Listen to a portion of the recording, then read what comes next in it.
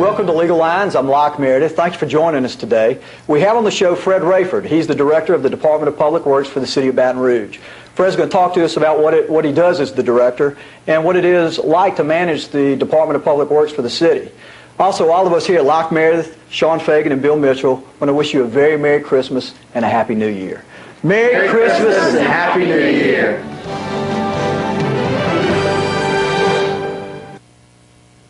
Welcome to Legal Lines. I'm Locke Meredith, and we're very fortunate to have on the show today Fred Raiford. He is the director for the Department of Public Works for the entire city of Baton Rouge and the parish of East Baton Rouge. Locke, how you doing? Thanks. Appreciate you being on the show. I look forward to your questions. Give me some history. Tell me about yourself, a little personal history. Went to school here, grew up here? What's the deal? I went to graduate from Struma High School, the alma mater of the Indians, and graduated in '73. And from there, I was fortunate enough to have the opportunity to get a football scholarship to Nicholls State University. Yes. What'd you play?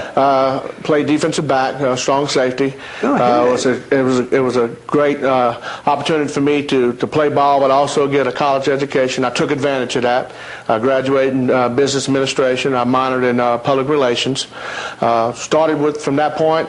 As soon as I got out of school, I got married to my loving wife, Paulette, and I have a daughter named Amy, who I love and cherish a whole lot. They're very, very supportive of me and the job I'm doing. They must love you, because I bet you don't spend 5 hours a day at home, huh? If that, and not very much, but they understand that what I do is what I like doing, and it takes time and effort to accomplish that, and certainly hopefully we're making a difference. But from that, I started with the city, and I've been with the city about 27 years now. Unbelievable. Fred, and I said that jokingly, but I don't think people have a clue how much time you spend on this job. What's your average hours per day? Well, I've looked at that time and time before through the last few years, and realistically, to go where I'm supposed to in the mornings and to get home from the meetings in the afternoon, you probably work 16, 17 hours a day. And you've been doing that how long? Basically as a director of public works for about 11, 12 years. But I've been in administration as a deputy director and assistant to the director for probably for about 19 to 20 years out of my 27 years of service. You work with how many mayors? 4 mayors. What started with Woody Dumas, he actually hired me. I gave me the opportunity to come on to work in land and right-of-way. That's where I first started with the Department of Public Works. Then I had the opportunity to work for Pat Screen. He gave me a lot of challenges and things. He gave me the opportunity to do some things and be more productive. I had a great opportunity to work for actually Tom Ed McHugh, who actually stood out there and made the change of the plan of government, allowed me the opportunity to become the director of public works because it was a requirement of a civil engineer. I remember that. That plan of government. And they actually changed the law for you. Well, not for me, and I love people say that, but it's really more for the opportunity for in the future too. But certainly I take advantage of that because, and that's one of the real reasons why I work very hard. I don't want anybody to think that they made a mistake when if they voted for that or did not vote for that situation. And then fortunately I'm now working for Mayor Bobby Simpson at this point, and look forward working with him for many years. Tell me, describe for me, give me a job description of director of DPW. Well, as many times I look at it, it's beginning to become a jack of all trades. You just about got to be a little bit of everything. But in essence, it's basically responsible for all the infrastructure in East Baton Rouge Parish. And whether it's a local road or state road, it doesn't make much difference to the public today. You also have to be involved in how you get some of the state roads improved through the legislation and also through the state DOT officials, and also how we get the funding and improvements on dealing with federal highways like the interstates and things like that. We're responsible for a lot of the sewer programs that are going on right now. We have a $618 million program we're going to be cranking up next year on. It's going to be about a 15-year program. Where's that money coming from? Well, it's coming from the half-cent sales tax that people have to pay. Also the user fee, which most people not really sewer user fee, and they're not really happy about that and understand that. But I mean, as far as trying to get these projects out and in a timely fashion on our consent decree that the federal government has mandated us to do, we have to take the steps to increase those fees enough so we can have the funding available to be sure we meet those timetables. So that's going to be a real challenging program in the next few years to try to get them out in a reasonable time frame.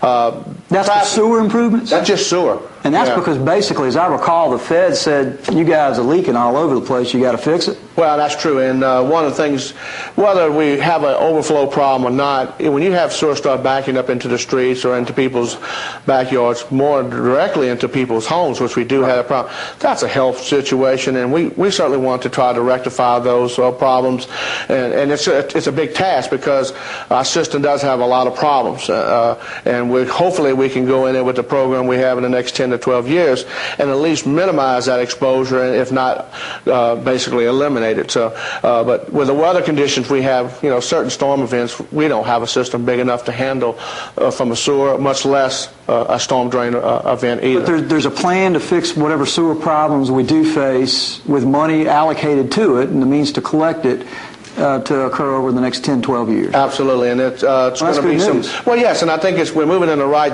direction to not only address the overflow problems, but to provide future capacity. Because we also looked at growth, because that's not. People say we're not growing. I will stand here and tell you today we are growing every day. Unbelievable. Over the last couple of years, we've had over 200 new subdivisions have come in this parish. So for somebody to say that we're not growing, that's far from the case. We got to be able to be a little more proactive in trying to provide that infrastructure, make sure the capacity is there. And if you don't, you can have a lot of things that may not be available. You may not have the best traffic and maybe not the best drain, but you got to have a comparable sewer system for people to be able to develop. And certainly we're moving in that direction. So how are we dealing with the roads? Well, that's the interesting part. I don't think you can make everybody happy, and I found that out over the last 10 years as a director of Public Works. And when you're on one project, they want you on another project, and certainly it's a challenge. And what most people don't realize, though, Locke, is that we're about 30 years behind on infrastructure. And people say, why is it? I knew that. See, that's what the question was going to get at. Well, we've had a lot of plans. A lot of people say the government, local government, had done a bad job of planning. It's never been the situation of planning. It's always had to do with money. Since 1965 was our last bond issue that was passed in this parish. Which is the means by which the government would get money? The money to be able to provide the infrastructure that's needed. We've had 5 other bond proposals since that time, which were all rejected. By the public, in other words? So the public. Okay. But I've always felt like the public is never wrong. When they make that decision, you do the best you can with what you have. But we're still growing, and even at that point, without us growing, we needed that infrastructure 15 years ago. And the half-cent sales tax has been a very successful program where we're doing continued overlay of the our streets, but also providing some new infrastructure, widening of some certain roadways throughout the parish. But we could do 10 of those right now. I mean, it's that important because traffic is, I guess, next to education is the #1 issue in people's mind, and we're very much aware of it, but not all of it is under local control. Well, and that's something we talked about before we started. Not every road that runs through this parish is a locally city-owned road, is it? That's correct, and, there are many highways that we hear and that people complain to me about are on state roads, and that's things that we work with them to try to address that. Well, let's talk about that on the next segment. This is Legal Lines with Locke Meredith with Fred Raiford. We'll be right back. Welcome back to Legal Lines. I'm Locke Meredith, and again, we're real pleased to have on the show Fred Raiford. He's the director of the Department of Public Works for the City of Baton Rouge and the parish of East Baton Rouge. Fred, thank you.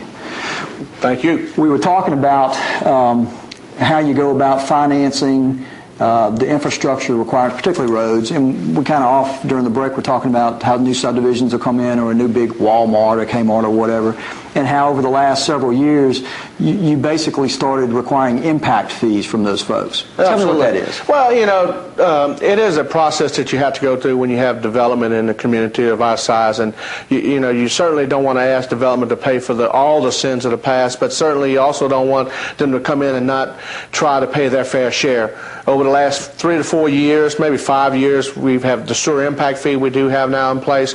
We're working presently and hope to have a traffic impact fee in place sometime next year.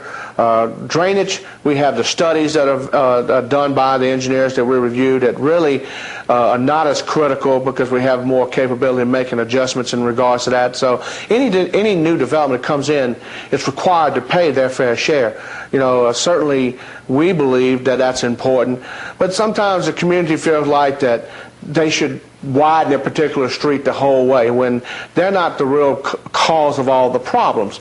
And what we want is good positive development to come in. We want them to pay their fair share and reduce that impact of which they may cause. And we've been doing that for about 5 years. Some developers have called me an extortionist, on that basis. But realistically, they have to pay their fair share just like anybody else. Is the standard that after the development, the condition is going to be no worse than it was prior to the development, or is it going to be improved, or how do you decide? Well, the thing today, we have technology available to help us make those decisions.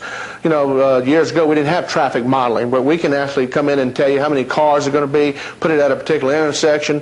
We know what the level of service is now. We know the traffic movements, what there will be, what could be, and it can tell you the level of service at any interchange at any time of the day. So we have that capability. And most requirements that we looked at, we make sure that it's no worse than what it is to start with. 99% of the cases, we come in and ask them to improve that level of service. Good. And it's been very successful at many places that we've instituted that type of process. What about we talked about sewer and the roads. What other aspect of the infrastructure do you primarily have to deal with? Well, drainage is a real major component, especially, when you live in Louisiana and the rainfall that we have. It's an interesting challenge, particularly when the fact that there's 4 major channels that drain East Baton Rouge Parish. And they haven't been improved in about the last 35 to 40 years. And you know how the growth has happened. Now, we provided some maintenance, but as far as making the widening improvements or extending the channels and things like that have not been able to happen because of funding issues. We do have an opportunity to receive about $130 million federal program that the Corps of Engineers is looking at to improve those channels. However, it's going to be about $20 million of local match. So bond coming our way? Well, I don't know, and that's something that the mayor and our department has been discussing, trying to get some meetings with the council member, because it's kind of like the COVID diversion. When you take that opportunity. I thought it was approved at the state level, and we were going to get some Fed money. Well, it's all in place. They're working out the issues right now in regards to securing the necessary right-of-way to get the construction underway. Sometime in February, you'll see that first phase of that project underway. But when you have that federal dollar capacity there, boy, you certainly don't want to miss that opportunity to take advantage of it, because if you miss it, you're going to lose it. And that happened to us years ago in 1970 when the sewer work could have been done where the federal government paying about 75% of this and the local government paying 25%. And now what are we paying? 100%. Wow. So on this issue here, we are looking to find ways to come up with some local revenue from within the local government itself, but ultimately I believe we're going to have to go back to the voters and say, look guys, here's an opportunity for us to get some major drainage improvements to help facilitate the drainage in our parish on the major channels that drain to the rivers. Get that underway, get it under construction, have the federal government pay 65 to 70% of that. That's pretty positive. 30 cents on the dollar is not a bad deal. I'll take that any day. I had heard this, in fact you may have told me this once before, that every drop of water that falls on this side of the Mississippi River ultimately ends up in the Amite River, because none of it is allowed to flow into the Mississippi River. Is that right? That's correct. There's about maybe 50 acres actually drains to the Mississippi River, and by that it's because it's pumped across the river right there by the new bridge. It comes through the downtown area, and if we get high rainfall events, we have 4 major pumps that pump the water over into the Mississippi River.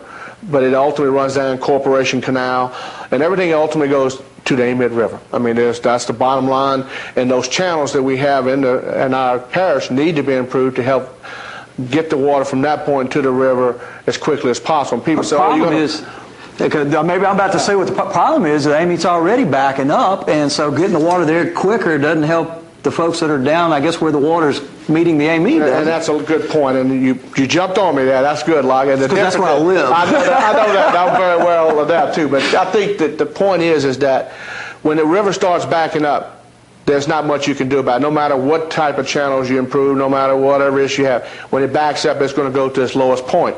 The key here is when you have these major rain events and you get a lot of rainfall that falls up in the north part of the parish or north part of the basin, of the Amite River Basin.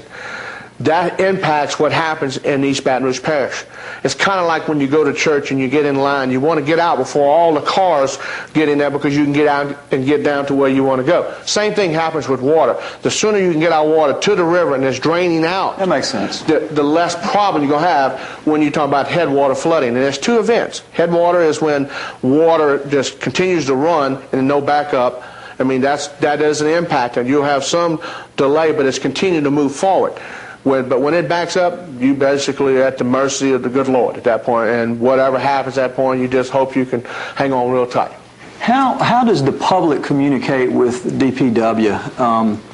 And is it the way you would like, or is there a more optimum way to communicate with you guys to get things addressed? Well, just recently, through the council, they have put citizen service, which is our clearinghouse of calls and complaints. Well, excuse me, concerns. I hate the word complaints. Concerns that people can call in, express some problems they have that they need to have addressed. We have now that is under the Department of Public Works, which was not.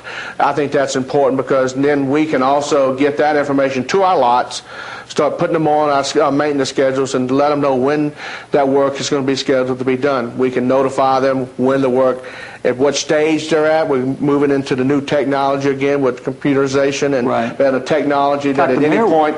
Yeah, well, the mayor was talking about e-government and e-communication. Right, and that's a very important part for the people to be able to communicate with us on that capability. Hopefully, be in place by March or April of next year for the the Department of Public Works with citizen service. Very, very crucial part on that, and hopefully to get up pretty soon. Well, what I want to talk about on the next segment is basically how many employees you have working for you and how you manage it, and then how you have to interchange and interface and communicate with the Metro Council and the state government. Jay Darden was just on, and kind of tell me that process. This is Legalize with Locke Meredith and Fred Raiford. We'll be right back.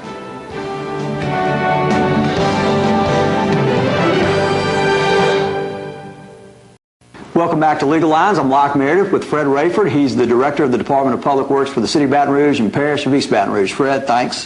Hey, look forward to it again, like always, Locke. We were talking about the communication, how you communicate with the public and how the public communicates with you. And I know you're on TV, it seems like all the time, on all the channels. You like that? It gives you an opportunity to talk about the things that are going on in local government. You know, sometimes you don't always hear the real positive things, and there are a lot of good things that are happening.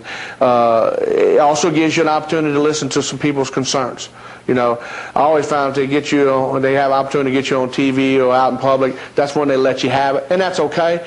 But then in return, you know, we try to address their concerns, and if we can't do it, if it's something that we believe it's just cannot be done within our department or our means, I make sure the people know that. I mean, I think that's important. You know, the trust factor. I mean, when you tell them you can't do it, then you tell them why. Or if you're going to do it, then you tell them when you're going to do it. And if you have some reason for not making that schedule, then you better call them and tell them, look, we're behind because of weather, because this came up, was an emergency. It's called accountability. So you want folks to communicate with you? Absolutely. I mean, that's the only way you're going to really know whether you're either doing well or you're not doing well. I mean, and frankly, there's no. How many employees do you have working for you? We have about 1,100 people within the Department of Public Works. I got about 24 divisions, and we handle 450 square miles of this parish. So there's no way 1,100 folks, and of course, out of that 1,100, I imagine very few are the ones riding the roads looking for spots. Huh? How do you find out there's an area that needs repair? Well, we have people who do look at that, but our best information is from the public. So you want them to call? Absolutely. I want to know when there are issues out there. Certainly, and I think our departments are responsible to try to see about correcting those as quickly as possible. But you said it. With the parish of our size, and the number of people I have in the maintenance divisions, which is really where our issues come from, I don't have enough people to be able to do what people expect in a timely fashion. I've said that many times for the last 4 or 5 years. We've been able to hire some seasonal people to help me during the peak times of the year that more and more complaints come in. But there again, it's just not enough people to be able to meet, I think, people's expectation or their goals.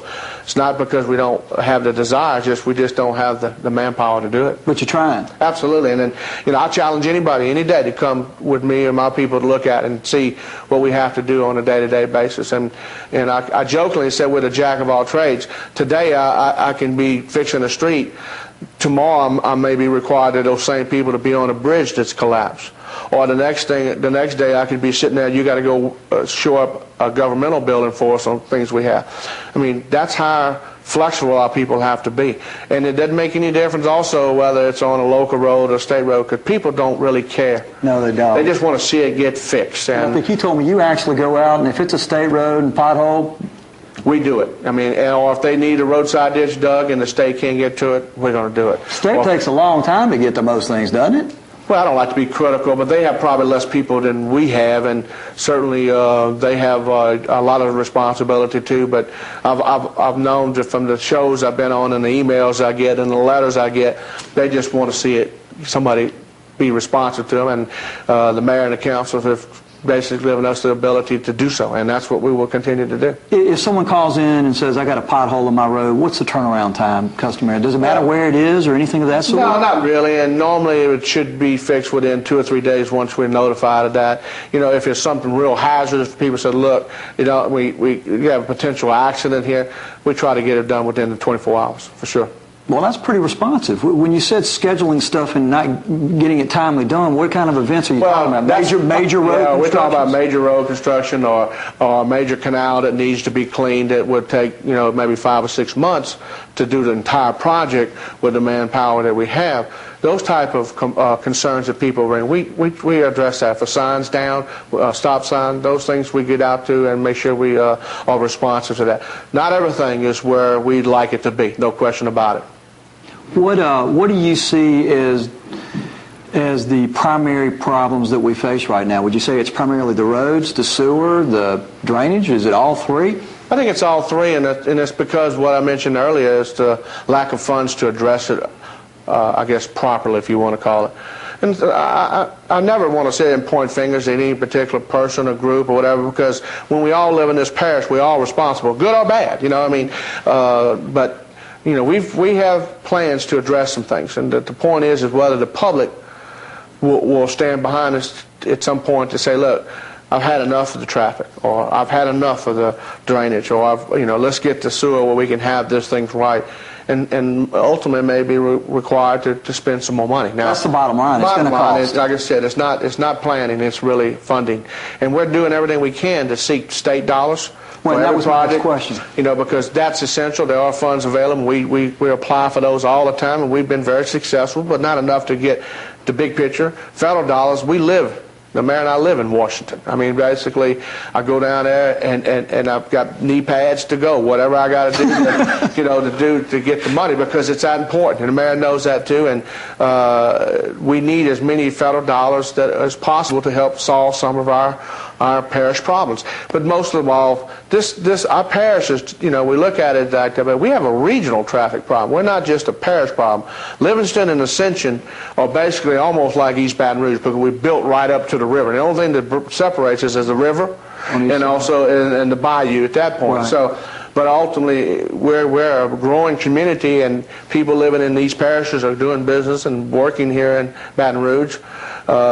Create the problems that we're dealing with today. How successful are our legislative representatives in getting money funneled to us from the state level and the federal level? I mean, I assume you work with those folks? Absolutely. They have the same problems that we have, because their constituents are calling, want to know why this is not yet done, and most of the time they're calling for Public Works to help them solve their problem. I think that our delegation has been pretty supportive on many of the things we want. Are we getting our fair share? In my opinion, I would say probably not, compared to what New Orleans and maybe what Shreveport. Why not? I don't know. I mean, it's just trying sometimes, I think, to get our delegation or all on the same page, because everybody has their wants, what needs to be done. And with some of our constituents or our representatives, they're representing some other parishes besides East Baton Rouge, and it makes it hard to say, I just want that project because I live in East Baton Rouge Parish. You got divided loyalties. Right. And no question about that, and that's not to be disrespectful to any of them, because I think they all do a very good job when we actually have our meeting to sit down, here's our priorities.